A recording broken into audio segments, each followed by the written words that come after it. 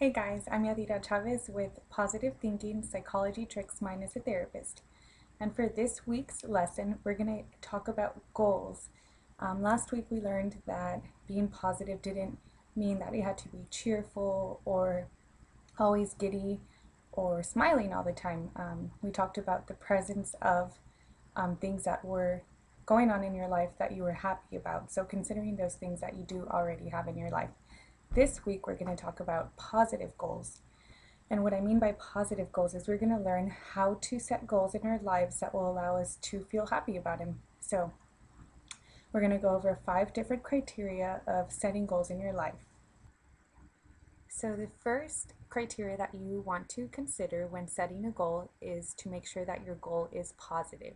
And again, I don't mean that your goal must be, something wonderful, something, positive in that connotation. What I mean is that you want your goal to be something that you can do, something that will exist versus the absence of something. So you don't want to be setting goals of things that you want to stop doing or things that you don't want going on in your life. The second criteria of things that you want to consider when setting goals is to make sure that your goals are in the present. What I mean by this is, you have to let go of the past. Unfortunately, we can't change things that have already happened. And we also don't want to, place our goals, way out into the future, on a 10-year plan. Make sure that when you're setting goals, there's something that you can start working on immediately. And the reason why you want to do that is because it's very easy to set goals that are 10, 20 years away, and you give yourself permission to not be working on those goals.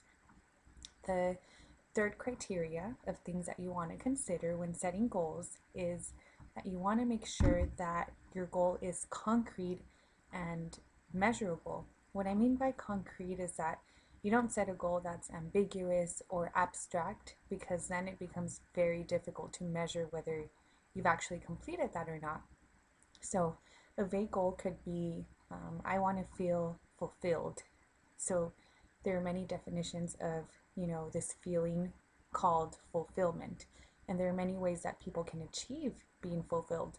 So you have to ask yourself, in what ways am I fulfilled? So for someone out there, someone can be fulfilled through fishing, through camping.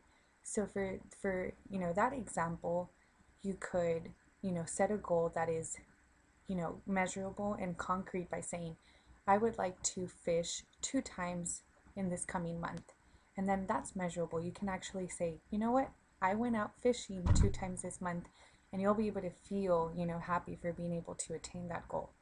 One other consideration that we oftentimes overlook is that our goals have to be within our control.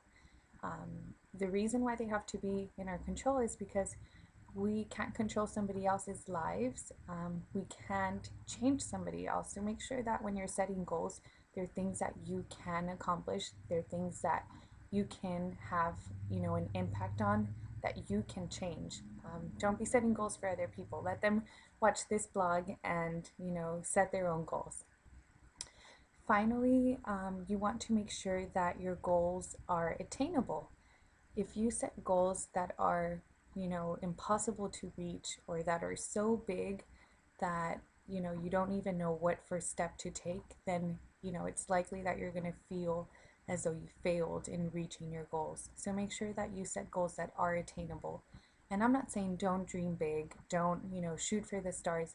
What I am saying is break up those big dreams that you have and ask yourself, what is the first step that I have to start taking to be able to reach that, grand goal. And, once you've broken that goal into different pieces, you can start working on the first step. And that goal should be attainable for you so that you can feel that you're progressing, that you are reaching your goal. Well, that's it for this week's Positive Thinking Psychology Tricks Minus a Therapist, and I hope to see you guys next week.